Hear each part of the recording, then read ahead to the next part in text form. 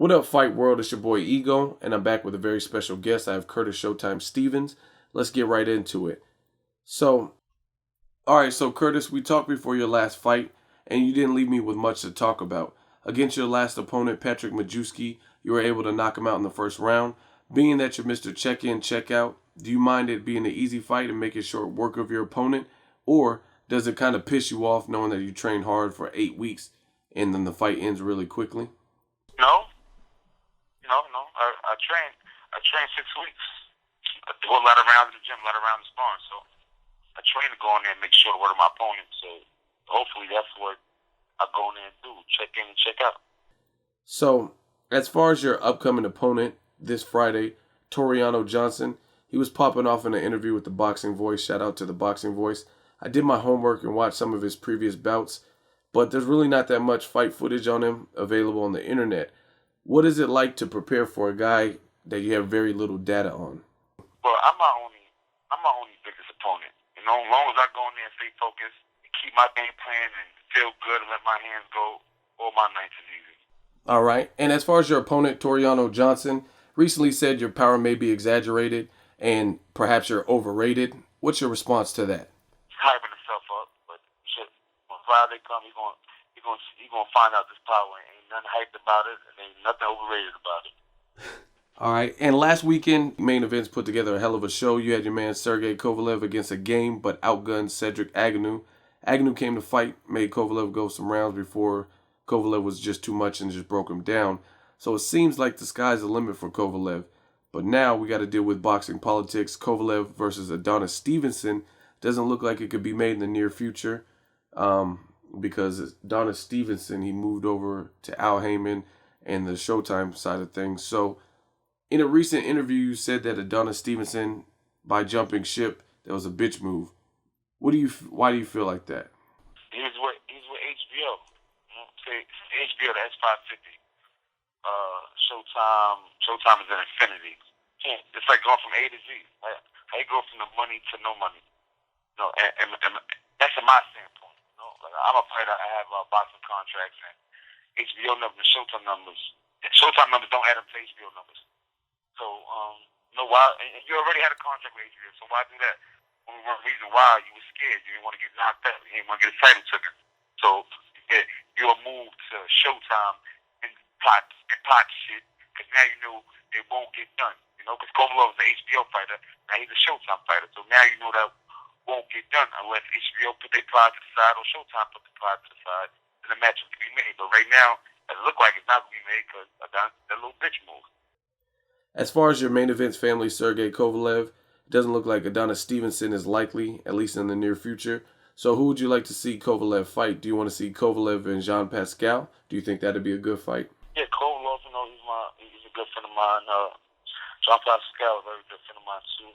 Who else is there from the fight? If there's anybody else that's not with Showtime, it has to go. I would love Kovalev to go take the title, but money-wise and fan-wise, Jean Pascal just got finished beating up Boucher, so I believe Kovalev and Pascal should lock it up to, for the fans and for the boxing. It'd be a great matchup. And it's great for the fans, too. Because if there's no one else up there for Kovalev to fight, Adonis moved over there, did a little big shit. Why not Pascal? But I don't know anyone else right now. It's in the light heavyweight division making noise except Pascal, Kovalev, besides Adonis, how he won the title with that one loose shot. But other than that, who else but Pascal? And Pascal's the man of the kingdom. So why not him and I'm being good enough. Okay. So Peter Quillin's my dude. I've interviewed him a couple of times, and I must admit I was disappointed in the upcoming opponent that they've selected for him. I really don't know shit about his opponent, and I would have much rather see you and Quillin get it on. You called Quillin out after his fight. What do you think of a possible fight with Quillin? What were your thoughts on that? I guess I got to send Schaefer a letter or Al. It'll make no sense to me calling out Kid Chalk no more. It's Al Heyman and Schaefer are the ones making this fight up, so I think I need to call them out and address them instead of addressing him. All right. And they're also talking about a potential clash with you and James Kirkland should he move up to 160. You said you don't mind entertaining that fight. Why do you think that's a good fight for the fans? I know HBO should love to have a fight like that. Me personally, I would love to see it. Why do you think that's a good fight, or why would you want that fight? Great fight for the fans. He brings the ruckus, I bring the ruckus, you know. Two street dudes, first of all, you know, and like I said, he's moving up from 154 to 160. Who else but me would be the best challenger to see if he's really to stand in the top elite with the other middleweights better than me. All right. Before Mike Tyson fought Lennox Lewis, he said, "I'm from Brownsville, Brooklyn. I'm not afraid of anybody, in or out of the ring, whether they got a gun or a knife." And then more recently, Shannon Briggs, another Brooklyn native, he ran up on Vladimir Klitschko in the gym. So what is it about Brooklyn that just breeds fearless fighters that aren't afraid of any challenge? I don't know, like, see, I'm not gonna say all of Brooklyn is like that, you know. Like, I believe Brownsville fighters are like that. There's something about the air and the environment itself. I can't really explain it to you. I believe you just have to, like, you have to grow up in Brownsville to understand, like, the life we live growing up in situations, like, some situations we gotta get ourselves out of. Like, you know, there's a lot of trials and tribulations going on in Brownsville. Not to say this doesn't go on anywhere else in part of the world, but I think Brownsville is just a little different. And I just want to get your thoughts on some upcoming fights. Sergio Martinez and Miguel Cotto, that's taking place in your neck of the woods, New York City, Madison Square Garden. What do you think of that particular fight? Oh, great fight. Great matchup. I believe that's like a mega fight. You know, Sergio just coming up being injured. I don't know who else was there for Sergio to fight. Besides, I believe Cotto's moving up. So, like, you know, like I said the other day, these are just mega fights that's being made. So, mega fights. So, you know, great fight. If Sergio doesn't get injured, you know, if Cotto brings his A game, Cotto should, you know, break him down. But we got to see if Cotto brings up the power to 160, you know. But if my man Sergio is still feeling good, as he's back to where he's moving, he should box very well. In the Pacquiao Timothy Bradley rematch, who are you picking and why? I love Pacquiao. I grew up with Timmy and him. Great fight for boxing. The first matchup was a great matchup. I actually had it a draw. I know some people had it that Pacquiao won, but Timothy never gave up. You know, he was punching when Pacquiao threw, he threw right back. So it was a back and forth fight. You know, so I hope Timmy keep the title. You know, since I grew up with him, like, you know, and continue his reign as an undefeated fighter. And as far as your style, you have power, but you're also a boxer puncher. You know when to box and you can box. So as far as the Mayweather-Maidana, someone who has power, Maidana, and he's improving under the tutelage of Robert Garcia, who do you like in that fight and why? Maidana always has a puncher's chance, you know, because he's very strong. But I believe Money May is just too smart. You know, I don't give a damn who he's in there with, but I understand Floyd fights at his own pace, you know.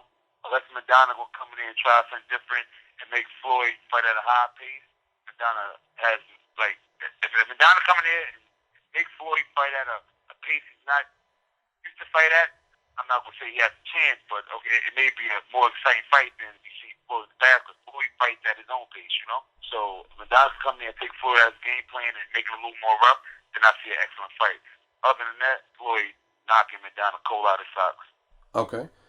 So in your fight with Triple G, Gennady Golovkin, I noticed you had him backing up in spots, and you were doing a lot of good things in there. And you probably looked the best out of all of his recent opponents. Some of his opponents, career 154-pounders who had to come up in weight. And you had some success in there. So Chavez Jr., we know he's big as shit, and he has a chin. What kind of chance do you give Chavez Jr. against Triple G, being that you've been in the ring with Triple G before? See, I never been in there with Chavez. So, Triple G, he's strong, but he doesn't have one shot knockout power. He has a weighted down power, you know, and Chavez too. So I believe Chavez is the bigger guy, first of all, you know. So I believe Chavez will come in the ring well stronger than Gennady. But Gennady cuts the ring over very good, and he's very poised, you know.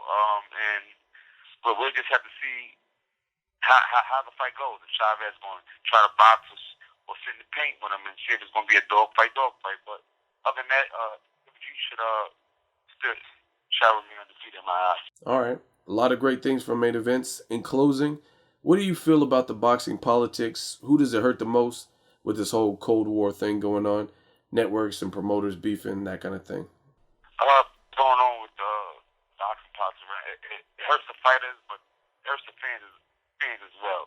Because right now what's going on, certain titles are over at Showtime, certain titles over at HBO. Now, with all the bullshit going on, can't nothing be unified. As we speak right now. So you have titles over there, titles over here. So only people that's getting hurt is the fighters, and the fans pay their money to see mega matchups and great fights. So HBO and Showtime could put their pride aside and stop this little Cold War going on. That means boxing to be back at its potential. Okay.